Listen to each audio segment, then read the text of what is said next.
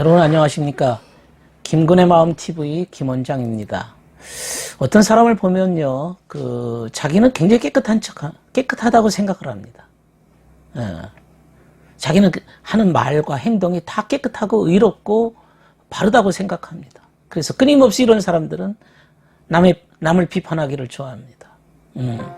그러나 알고 보면 그 사람이 오히려 더러운 사람인 경우가 많습니다. 우리 사람의 마음속에 악이 제거되지 않는다면, 좀 더 자세하게 말해서 의도 속에 악이 제거되지 않으면 어떻게 될까요? 악한 의도를 갖고 있게 된다면 그것은 마치 고름의 독이 장기에 침입해서 완전히 모든 것이 썩어서 죽게 되는 것처럼 악이 남아있으면 인간의 영혼은 파멸로 갈 수밖에 없다는 사실입니다. 표범을 창살에 가두지 않고서 가축을 기를 수 있겠습니까? 독사의 이빨을 뽑지 않고서 독사하고 같이 있을 수 있겠습니까? 독초를 제거하지 않으면 양떼가 그걸 먹고 몰사합니다. 또 송충이를 제거하지 않으면 나무는 죽고 맙니다. 마치 악한 의도를 가지고 있다는 것은 내가 광야 생활을 하는 것과 같다고 말할 수 있습니다. 광야에는 뭐가 있습니까? 사나운 짐승, 부엉이, 박쥐, 전갈, 독사 이런 것들이 우글거립니다. 그 광야 생활 속에 이런 것들에 물려서 죽을 수밖에 없죠. 양이 있는데 늑대들은 끊임없이 양을 삼키려고 노려봅니다. 가시와 엉겅퀴를 제거하지 않으면 정원을 만들 수 없습니다. 적을 몰아내지 않으면 평화를 누릴 수가 없습니다. 이런 악한 요소들을 뿌리 뽑아야 됩니다. 사회도 그렇고 국가도 그렇고 가정도 그렇고 개인적인 내면 속에도 이 악의 요소들을 제거하지 않으면 열매가 나올 수가 없고 온전하게 살 수가 없다는 그런 뜻이죠. 악이 제거돼야만 좋은 열매를 맺습니다. 그래서 주님께서 가지들이 포도나무에 접목된 것처럼 너희가 내 안에 접목이 되어야 된다. 이 말은 선의 접목이 되어야 된다. 그런 말씀을 하신 거죠. 그러면 선한 의도를 어떻게 가질 수 있습니까? 어떻게 해야 선한 의도를 가질 수 있을까요? 그것은 내 마음속에 악한 의도가 있는지를 봐야 됩니다. 이게 악을 가지고서는 내 삶의 변화가 없기 때문에 악을 먼저 제거하는 노력을 해야 됩니다. 이거 제거하지 않으면 평화를 이룰 수도 없고 구원에 이룰 수도 없습니다. 정말로 천국에 가기를 원하십니까? 그렇다면 내 속에 악을 목적하고 있는지를 먼저 보셔야 됩니다. 말로만 난 믿는다라고 해서 땡 처리하는 게 아닙니다. 악을 목적한다면 지옥에 이르는 겁니다. 예수 믿는 사람들이라면 내 속에 악을 제거하는 노력을 해야 됩니다.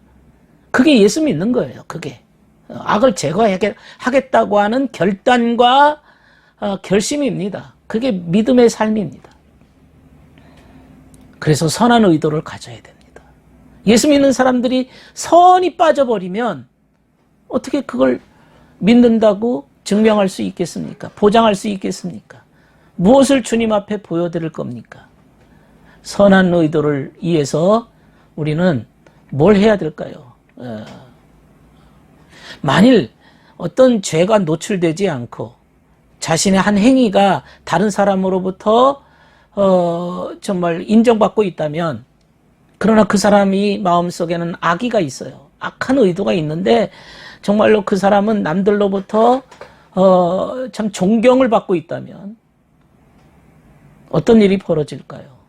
악을 버리지 않았는데, 악의를 버리지 못했는데, 악한 의도를 갖고 있는데, 남한테 이렇게 칭찬받기 시작하면, 그러니까 미숙한 사람들이 칭찬받으면 어떻게 될까요? 자만이 들어옵니다. 자만. 나이 어린 사람이 좋은 대학에 미국 유학 가서 대단한 유수한 대학에 가서 공부하고 돌아와서 여기서 많은 사람들이 어떻게 그렇게 공부를 잘했냐 면서 존경과 칭찬을 해주기 시작하면 자만병이 들어옵니다. 자기의라고 하는 또 다른 죄악에 빠져버립니다. 그것으로 자기는 마치 대단히 선의가 있는 줄을 착각합니다. 그래서 악의를 보지 못합니다. 이런 사람들은 자아중심적인 미숙한 상태에 머뭅니다.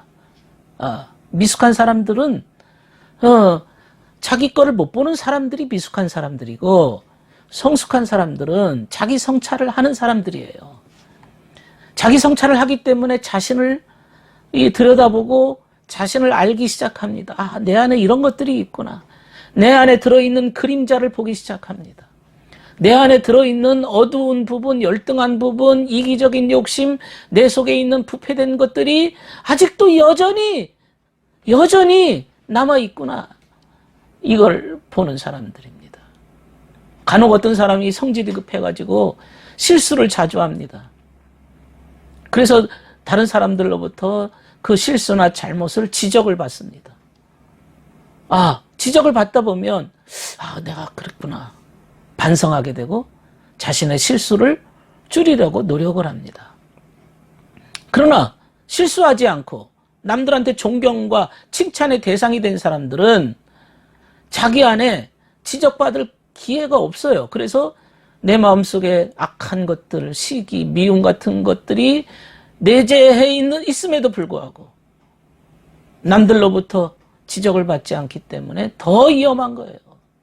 그러니까 성질이 급해서 실수하는 사람보다 겉으로 멀쩡한 사람이 더 위험한 사람입니다. 아무도 그의 잘못을 지적해 줄 사람이 없기 때문에 그렇습니다. 때로 인간들이 이렇게 실수를 하고 넘어지기 잘하고 죄를 짓는 것을 우리가 보면서 그것을 통해서 깨달음을 얻어야 되죠. 왜 주님이 그런 것들을 허용하셨느냐? 깨달으라 이거죠. 네가 잘못 살면 깨닫고 회개해라 이 말이죠. 그래야만 변화가 올 수 있고 거듭날 수 있고 새로워질 수 있는 거죠. 이 세상 모든 사람들은 다 회개가 필요한 사람들이다.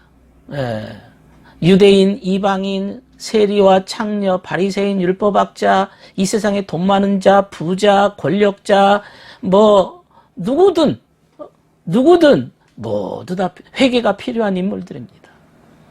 그러나 두 종류가 있습니다. 하나는 타인 앞에서 얼굴 들고 다닐 수 없을 정도로 공인된 죄가 있는 사람이 있는가 하면 남들이 다 저 사람은 저런 죄를 지었어라고 손가락질 당해서 도저히 사람 앞에 나설 수 없는 지경에 빠진 그러한 사람이 있는가 하면 두 번째로 진실한 사람이